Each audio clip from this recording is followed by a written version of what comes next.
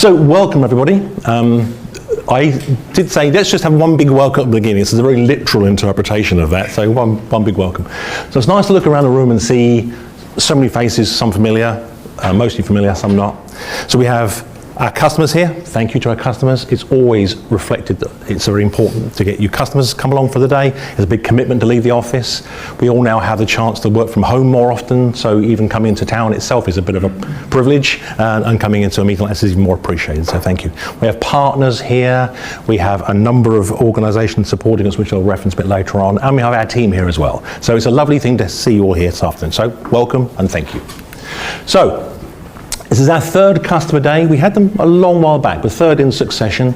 Some of you might be newbies to this year. Some might be veterans of 3 years ago, which feels like a lifetime ago.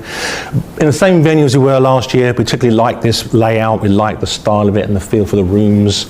A big shout out as well before I even get going to Bruno and Sabrina for the swags and the takeouts. I really love those, and I think that very much speaks to us. So well done you two, thank you very much. There'll be further thanks later. So year 3 of this. So I'm going to just talk you through the agenda first of all and then work into a keynote. So the very fact we're all in here means we've done this bit. So you've registered, you've had lunch, so I hope you enjoyed it. So who am I, why am I speaking? I'm Pete Layzell, I'm General Manager of TSM. TSM is part of Touchstone. Some of you know us from a long way back and know Touchstone's history. Apologies if I go over that old ground again. But Touchstone as a group, been together for a long time. I've been at Touchstone 22 years this Christmas. I'm trying not to catch certain eyes, people give me that look of, yes, you are that old. And I know who's looking at me like, thank you, Rob, I can see where you are now, yes. I'm looking for you to not heckle me, but I can tell you probably will. So in that time, well, it's flown past, frankly, it has flown past. And the last 5 years especially have zipped past. And I was talking to a pal the other day, and it was without boring you about my social life, he was talking about how he's a bit bored. He said every day feels a bit the same, having the same conversations with the same people in the same building. I bet that desk for 20 years. I said, Christ, I can't relate to any of that, because we've been doing so many different things. And the last 5 years have zipped by for a reason. Because when you're talking to different people, you're having experiences of different environments, and there's more challenges, and you're going to different jurisdictions and different geographies and different challenges and new partnerships. You can't get bored because it's just every day is different. And so that's really why I feel the last 5 years have zipped past. I thought, how do I encapsulate that? I'll try and talk a bit about how we're evolving as a company. And one little story is I'm full of little stories, apologies. 10 years ago, I was talking to a person at an event, and they said, they introduced me to somebody else. They said, Pete's from Touchstone. What does Touchstone do? They support one of our back office systems. Now, I wanted to see if you can see, kind of going, oh, Jesus. And it's one of those battles we have sometimes, it's sort of going, well, yeah, even then I was railing against it and saying, we do more than that. But if you fast forward to today, we do way more than that. So partly I want to make sure you know as best as you can what we do. And there's the what we do and the why we do it. A little flashback to my early 90s. There you go, I'll give you another chance there, Rob. You're not taking it? No, okay. So early 90s, and I had a very good mentor who would talk to me about presenting, talk about software demonstrations. And the danger then was having a demonstration of a product. You say, this is the button you press to do what? And the question should be, well, so what? But this person was very aggressive in his mentorship. He actually had a piece of paper with the words, so what on it, laminated, because he used it a lot. And at any point he felt I wasn't making the point drive home, he would literally raise the piece of paper and go, so what? It's a bit of a harsh education. Also, I think these days HR and passive aggressive statements might be somewhat more of an issue, but back in the day it was a kind of tough education. So I try to keep on that so what. Tell you what we're doing, but why are we doing it? What are the problems and the so what statements? And of course of that, it talks about some customers, talks about the things happening in the industry. So that's me as a sort of preamble. That will get us through to the next point where Callum, where's Callum? He's in the room. Thank you, Callum. I love it when customers speak. Having customers talk after me is always helpful, because you'll probably look forward to that more than my bit. And really how Callum's going to talk about how AI impacts procurement. Now, Callum is the head of commercial operations and planning at Smart DCC. I've sat through a lot of presentations and conferences this year that have AI as the headline. And I'm scanning the room to see if anybody else shares some of that pain, because you can sit there going, this is all lovely and the whole world's been run by AI. What's the real impact? What does it mean for my job? How will it affect my day? Give me a real example of how I'll use that. And so and not setting up too much, hopefully, that's exactly where we're going to go down that dive and say, well, what's the real use of it? What's that mean to us? So that's Callum. Then we'll have Karen and Dave Wilson, two team members managing supplier risk. Supplier risk is one of those hot topics I will allude to in my piece, and we'll go into a deeper dive with Karen and Dave. It's kind of like one of the number one hot topics, I would say. We cannot avoid the impacts of assessing supplier risk. And that'll get us through to about 3 o'clock, 3:30. Naturally have a coffee break then. You know what that will involve, a bit of networking, a few people's faces you'll see on here and you think, I know who that is now, I've got to go and find that person and have a talk to them. And please do. So after the coffee break, then we have Simon and Chris talking about cloud strategy, why that's important. And this is a mixed bag for us because there are some products in our portfolio which were born in the cloud. You know, that's a natural cloud strategy. We also have products which have been on-premise for years. And when you've got some of our clients saying, well, I have my Sun on-premise, moving to the cloud, then I have my practice, moving to the cloud, and I use this reporting tool, but that can't go in the cloud. So which do I do and how do I integrate it and how do you report and which one do you do first? And there's a whole sea of questions about that. And so this is another hot topic. That moving to the cloud is something that we have to talk about and we want to. And then Stuart and Russ will talk about improving spend analysis and control. Now this is effectively, if I just said reporting, it doesn't sound very grand, but we all know what we mean is reporting. And that comes in many guises. You can't control what you can't see. For a lot of people, it's not that they have lack of control, just don't get the data, don't get the measurements. So that's a session in itself as well, which gets us to around about 4:30. And then, with no disrespect to the previous speakers, this is my favourite bit. The reason I say that is because I love the fact when you have your customers in a panel format, and this, we all know the format. They're asked one or two stand-up questions first of all, which haven't come from the floor. Let's be honest, we know how that works. But after that, it's really important that you get to ask these guys questions. Now, I won't do a big preamble about who they are, apart from saying Helen from Art of Procurement's hosting. Thanks again, Helen. I haven't seen you yet. You're in here, so thanks, Helen. Hi there. So Helen's very kindly offered up her time to host that and do a far more professional job than I would ever do of talking to the panel and interviewing them.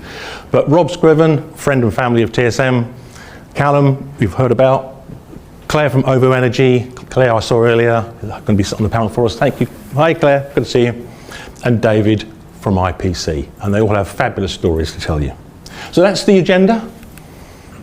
Now, those are all lovely people. Here's a lovely, beautiful bunch of people. Now, this is the TSM team. I'm not going to do every single person talking about who they are and what they do. The essence of this is if you see a person that you recognise this face, they're a TSMer. Go and have a chat with them. It might be that you're used to speaking to one particular account manager. Well, talk to the others. There are people here from sales, account managers, from marketing. There are application consultants, and application consultants for practice and for our valuer. There are technical developers. There's our operations team, our support staff. I say this because they're in this room. So this is not a sales and marketing event where there's two people talk about the plans of the universe. The actual people that look after your accounts, tell you about the future, that are going to be involved in implementing your solutions are in the room. So please find them and chat to them. That's the whole point of having them all off the road today. So that's the team. Lovely that you can have a chat with them. So where we got to, this is why I said that the last 5 years has been a bit of a rush. You don't need ancient history lessons about touchstone computers and who the hell they were back in the day. But first of all, in 2001, we had Proactis as a partner. That's a long time ago now. It feels such a long time ago. So obviously very, very close to us. We've got long-standing relationships. Amy from Practice is here, and again, I've seen her several times. I can't see where she is. There you are, right behind the bright light. Thanks, Amy. Nice to see you.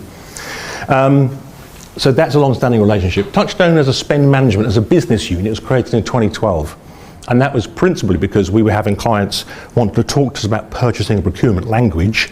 And if you are traditionally positioned as a finance systems provider, it's a whole different skill set. So we kind of morphed into saying a specialist team needs to be created to have that conversation, to talk that language. Then in 2020, we had a valuer as a partner. Ian's here. Pete Hodgson was going to be here earlier? No? Be here soon.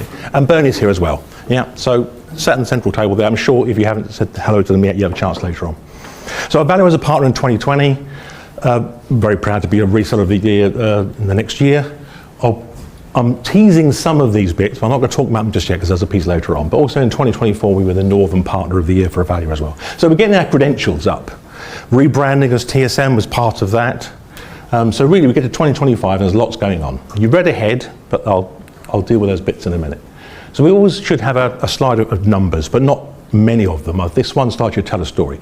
So you saw the boxes earlier. There's 31 people. The average length of service is 12 years. Now, we all know how averages work. To have an average of 12 and someone's joined last week, somebody else has been here 20 years, which is me. But I look around the room and there's Karen and there's Stuart and there's John, and they all have 17 and 20 years. I think Karen wins the longest award from best. What is it now, Karen? 33. Wow, Jesus. Okay, it's fine. People are allowed to leave. They just choose. We don't cage them up. The fact that they choose not to I think, is an important part of the culture. 90 customers across all platforms. Now, customers come in different sizes and shapes. I looked on a customer list the other day, and I saw a couple of names that reminded me that there's one customer which came out of the blue, which we didn't have in our sites. A company in Germany, they print all the European banknotes. And they wanted an integration of Integrity Next to a platform. Now, the first question was, well, how the hell have you got to come to us? And it was when they had inquired of Integrity Next and they had said, we want an integration. They said, oh, TSM have already done that. Go and speak to them. Why reinvent the wheel? And so some of our clients are short little engagements. The nature of that is just a one-time integration. Others are 3-year digital transformation programs, which are wall-to-wall, 50 countries, global enterprises. And so a customer comes all shapes and sizes. So I'm measuring them, everyone on the list, it's 90. And over our lifetime, we've done 120 or more procurement projects. Again, some very deep, very complex, and some smaller. It's a healthy company. Well, so you want to be working with people that aren't going to go bust tomorrow. So there's an average of 25% year on year over the last 5 years. Again, averages such as they are, some are more than that, some are less. But average 25% year on year growth. So that's pretty encouraging. Nice, easy visual representation of area of operations. So we are UK and Ireland, principally have been for many, many years. The little dots on the map there, London, of course, is our main head office. There is a little dot which is centred, hopefully it's over, geographically correct and over Hull. Is that close? Okay, fine. Don't geolocate it because it might not be entirely accurate. I like saying that we have an integration centre of excellence in Hull, which sounds a bit grand, like it was some big strategy. The reality is, John lives in Hull. Easy. John's boy plays with Rich's boy at golf, and they know each other. And they're chatting away, and Rich is an integration developer. So when we're looking to hire, John hires Rich. A bit later on, Rich says, we're trying to expand the team. The lady he used to work with called Sam, absolute genius, we want her on the team. They all live in Hull, because they all know each other. So by definition of one person recommended to another, and that's our recruitment strategy, that's why Integration Centre of Excellence is in Hull. Also tells a little soft story about how people are joining because they're recommended by friends and family, and that again is hopefully a cultural sign as well. So UK boots on the ground, important to me. It's one of our major USPs, one of our culture points is we will stand the team up that you're going to work with, and we'll physically come along and meet you and introduce those people. We'll sit at the room and say, these are the people. I say that because in a world of more and more outsourced services, another organisation talk to us, we'll be talking about the art of the possible, and then you won't ever meet the person you're going to work with. They are miles and miles away. Now, does it matter? Not with modern communications. Does it matter to culture? Hell yeah. I think you should be able to meet the people you work with and look them in the eye and know their story, and they want to be bothered enough to come and visit you. That's an important thing. So again, it's part of what and who we are. The Nordics is a more recent thing. That's, I could argue, it's a strategic challenge. It's more a case of opportunistic. Organisations coming up in Denmark and in Norway. We work with an organisation called Tom's, who is a chocolate and licorice manufacturer. Not the worst kind of customer to have. So there's a little story behind them later on. Guys at Odfjell in Norway, sort of offshore energy and drilling. So we have stretched into Nordics as well. This has been teased one more time without me mentioning it. Hopefully that will have landed by now, the next one does talk the story. And we have many partnerships. So our value and practice represented here, principally because those are our two authors that we have our procurement suites based around. Different organisations, different histories, different backgrounds and technology approaches, but we have a very loyal, long-standing audit and practice. The last 5 years has been a bit more of a rocket ship with our valuer, both equally loved. So this isn't in our normal deck, simply because it's a little bit flippant, but I was asked to put this in because it made a few other people smile. Actually, there's a few points to be raised in here. No, we do not audit every cup of coffee we have. The basis of this is on the number of people that keep going to the coffee machine and times it back to the number of days. But clearly a lot more people drink coffee than tea. And that isn't just me, although it feels like it probably is to most people. Also amongst this, 89 days of design workshops. I'm pleased to say it's not one project. That will be one hell of a long series of projects, and you want to lose the will to live if you're 89 days of design workshops. But that's the level of effort during the course of a year we spend. More importantly to mention, there's probably two things. Live webinars. We do a series of live webinars. If you've seen them, if you partake of them, fantastic. If you don't, perhaps look at the website, pick up on this program. We like to have a little topic and have half an hour or 45 minutes on a webinar.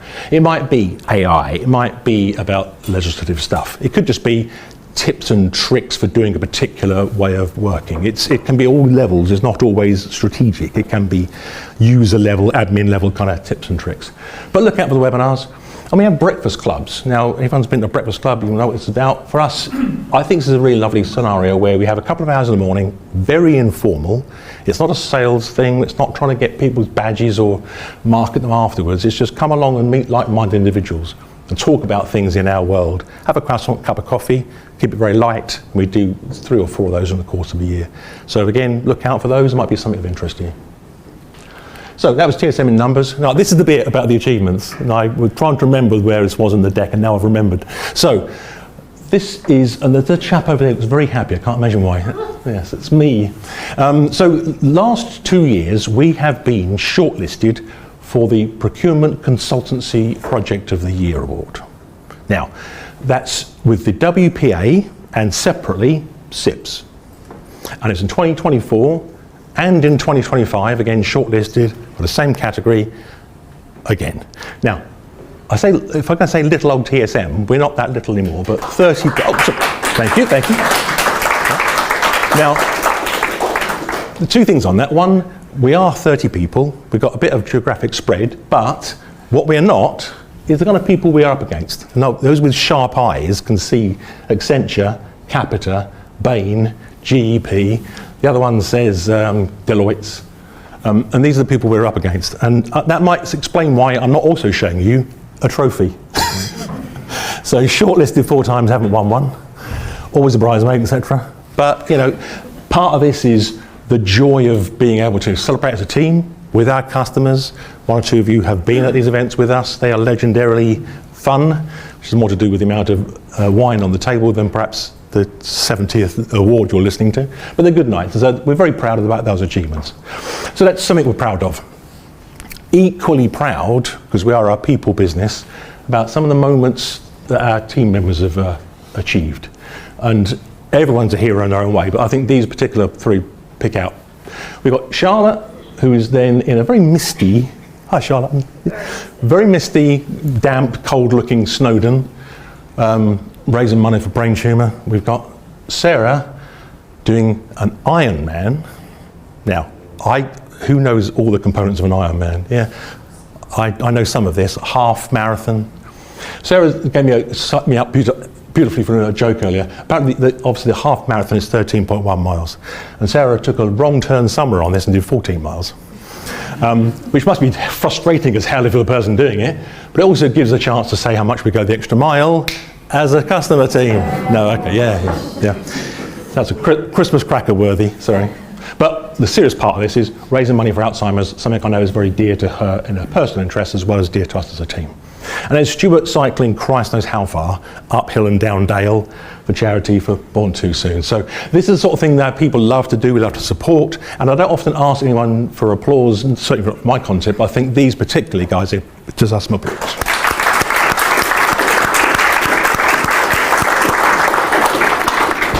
So, thank you team. So, what have we been doing and why? So what test? So, this did originate on the road, but this is kind of hard to get these places by driving. So we were at Evalua New Orleans. Why? It's partly the brand, it's partly the networking. We're talking with some organisations out there, but the point of it mostly was Jason from Yodel, one of our customers on the panel there, to have a Brit speaking about a Brit company at a panel at a US procurement event was kind of special. You know, you want to go and support that. And I obviously felt the need to go with him. It's New Orleans after all. It's like, yeah, what are you going to do? But also it does help with the general brand and networking. And suffice to say, there's a piece of work which you're currently being asked to bid for, which is in the US. So maybe that map of a few pages back might have to have the US put on the edge of it at some point. Well, we'll see how that goes. Berlin. IPC, I won't tell David's story too much because he'll probably kill me for telling too much of his shtick for later. But IPC, for those that don't know, is a purchasing consortium to do all the buying for around 5,500 franchisees of Subway. So think Subway, even though the name IPC might mean nothing. So Karen and I were in Berlin. Yep, same outfit. Yep. Some of us. Karen and I were in Berlin at the IPC supplier conference. Now, we're there as a supplier in our own right anyway, which is fair enough. But also, when they're launching the platform and they've got lots of suppliers asking questions like, well, why are you doing this?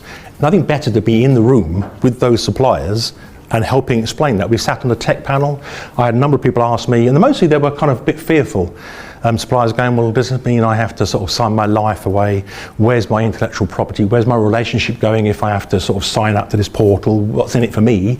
And it's really encouraging to sort of say, no, it's not about that. It's about being easier to do business with. It's about not filling out the same form 10 times. It's about being alerted to contracts that need changing. It's about being alerted to RFPs and opportunities. So that actually was a very useful exercise for us. And whilst we're talking about 2025, the year before, 2024, respect to DCC, we did the same thing at DCC. And we had the suppliers in the room talking to us as the vendor that put the system in. Well, why is this? And the first question was often, what's my login for the portal? Which wasn't the question I thought I could particularly answer, but hey, it did get asked a lot. And another example, in Amsterdam, this is the Procurement Climate Council. It's run by sourcing champions who are good friends of ours. They similarly they're just starting their journey out with implementations. They're more of an advisory company. We're currently working with them implementing in Amsterdam for a very large organisation which deals with potato starch products.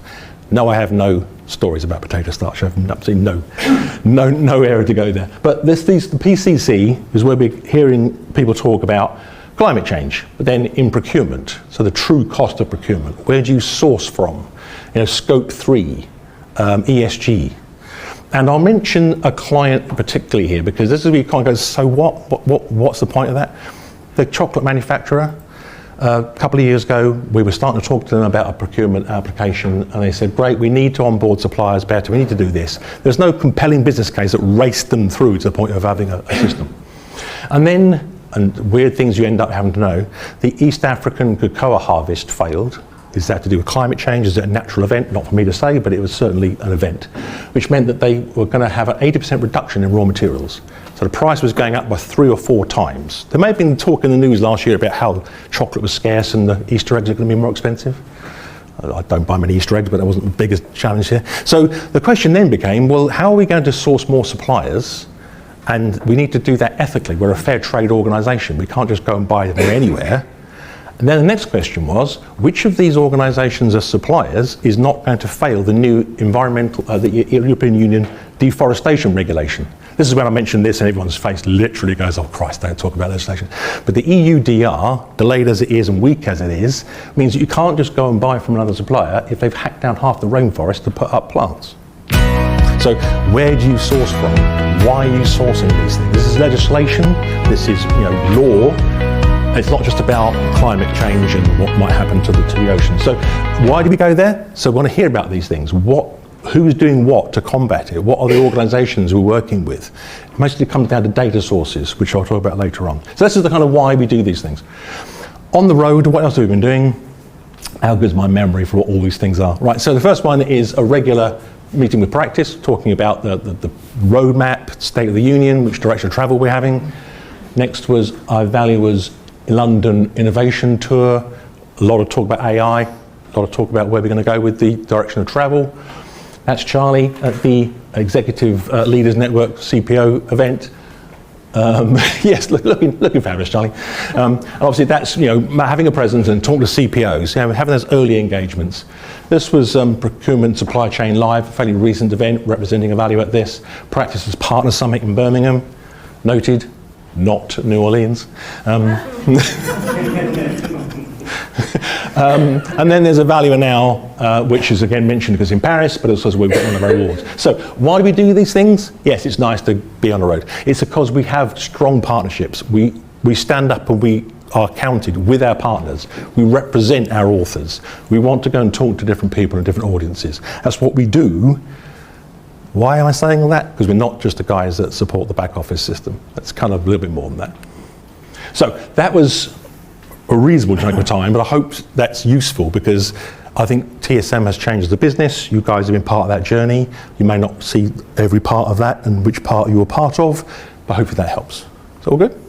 So the next bit is a little dive in. This is little teasers, and these are the sort of 5 things I'm probably having most conversations with people about when it's not football. So digital transformation, third-party risk management, that legislation piece I talked about, that age-old battle. I say age-old because as long as I've been doing this job, this has always come up, best of breed versus suites, and AI. So this is in our regular pack, and you might immediately gravitate over to here.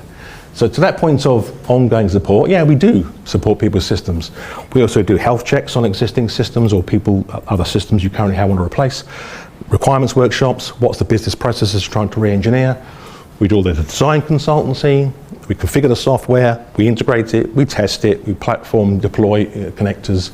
We have account managers that work their socks off to make sure you're plugged into the ongoing process of engagement, what's new, what's coming next. So that's just the stuff that we love to do that you might well associate with us. The rest of this world is stuff we do either ourselves or with partners. I'm just going to cherry pick a few things out. How do you talk to your suppliers about issues and performance management or collaboration planning? Are you doing any maturity assessments? How do you manage change? Do you have a strategic sourcing program? How can we consult around those things? Just ask us, because this is where we get to that world of, oh, don't you guys just put the software in? Yeah, we do, but it starts with what you're trying to fix. You might want someone to do a maturity assessment. We might have a partner who would work with us who would actually spend a period of time going through your new taxonomy. This is the world we work in now, which is a long way perhaps from what we've been known for in the past. Now, this is loosely around third-party risk management. This is also the justification in general for having the kind of platforms we're talking about. So we've got to have disparate data sources. Your RFPs are separate from your risk assessments, contracts live somewhere else, invoicing is done elsewhere, spend analysis from a different cube. And if they're all different silos, and you have a limited amount of data transfer to ERP, that's a justification for having a suite in the first place. So this is why this appears over this side. Once you plug that into other IT systems, ERPs and databases, and you have your suppliers income through a portal, great. It's this bit, which is probably adding most value right now, that people are perhaps not spending as much time and attention on. And there's a whole session on this, I say, from Karen and Dave later on, but I'll allude to that just again in a slide or two. So remember that third-party data sources bit. Then legislation. So these are just little snippets, and the example here, so what? Well, we have a customer who has operations in Belgium. From January the 1st, it's a legal requirement to have all the invoices processed through a network. And that network has to be integrated with. And so then we've actually done the connectors to bring the connector from the Belgian invoices network straight into the systems. But there's dozens of examples of this. This federated electronic procurement system piece, lovely, trips off the tongue. It's in France, it's in Belgium, it's all around the globe, and it's going to be coming to the UK at some point soon. So this is a hot topic if you have the problem now. If you don't think you've got a problem now, it's not a hot topic until your time comes around. You go, hang on, no, we've got operations in Germany. Well, a crisis isn't that 2026 January? Well, how do our invoices go through there if we haven't prepared for it? So this is where it really makes sense. And that EUDR is another example of legislation. And we are reacting and asking people, is that your problem? Can we fix that for you? And it isn't just about those topics, say Scope 3 emissions, GDPR, modern slavery, environmental social governance. These things aren't going away. We can sometimes be a bit frustrated that it's all on procurement to fix. But these are headline topics. This is not something that's away in the procurement world. This affects us all as humans and people living on the planet. So we have to be cognizant of how that is affecting us and how we can do better in procurement. And we're helping people understand that. So what? What has that got to do with TSM? This long list of developed data connectors. And it says, yep, data again. So let's take an example. Avalara, thank you, partners supporting us today. Thank you, guys. That's the example with the Belgian PEPAL. That's such a tiny part of what those guys do. But if you talk about Avalara as now being that service which plugs into the network, we've developed the data connector to take the data from Avalara into the spend management platform. One example, but I mention it because they're here and they're supporting us. Other examples, credit safe, bank details checking. Most people do a Dun & Bradstreet check. Some people might want the connection to Amazon Business. Are you checking company's house? Do you use Okta for SSO or SCIM? Are you doing foreign exchange? Are you getting sanctions checking from Moody's? If you're in construction, you must be plugged into construction line, an industry scheme for construction. Before you know it, and in one case, Rob, I'll call you out here, at least half of the boxes on this chart are as a consequence of that one client saying, well, we actually have a 47-step process and we use all 12 of these services, and you have to pass all of those checks before a subcontractor can be allowed to work on a site. So if someone says, I need someone to dig a trench. Forgive me, I'm being very simplistic here, Robert. Someone's got to dig a trench next week, and you go, oh, hang on, can you wait 8 weeks while I onboard them and get all this data and tell them they've got a green tick, then I can give you a purchase order? No, that's not how life works. So you've got to have this down to about 2 or 3 days. And that's exactly what we did. We made all that plug in to here to give an assessment of a new supplier within 2 days, therefore freeing up the process. Am I being liberal with the truth there, Rob? I'm just annoyed I'm back in the world of doing the 8 weeks again. Yeah, sorry, yes. I forget, you go leave that room, you go back to the, yeah. And there's another part of our world where we do historically know things like Infor very well, and Dynamics, we're a business partner for both, but SAP and Oracle, we integrate to the ERP systems as well. So when John and his Centre of Excellence in Hull are doing all this work, I think this is where we have to stand up and be very proud of that data connection, that library, the so what, the value add. We built these, and that's hugely important.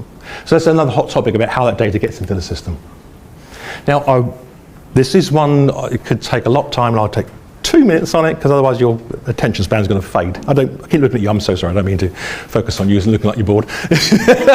So, where are we with this? The point I'm raised here is that we often talk to people about spend in general, and it starts with suppliers. A supplier is the root of everything. You can't have a contract or a record or a sourcing event or an invoice without knowing who a supplier is. So to us, supply management is a broad topic. But sometimes I hear people say, oh yeah, suppliers are onboarded in our finance system. That's the master system. You go, well, how much do you really know about that supplier in your master system? Well, I've got their bank details. Is that it?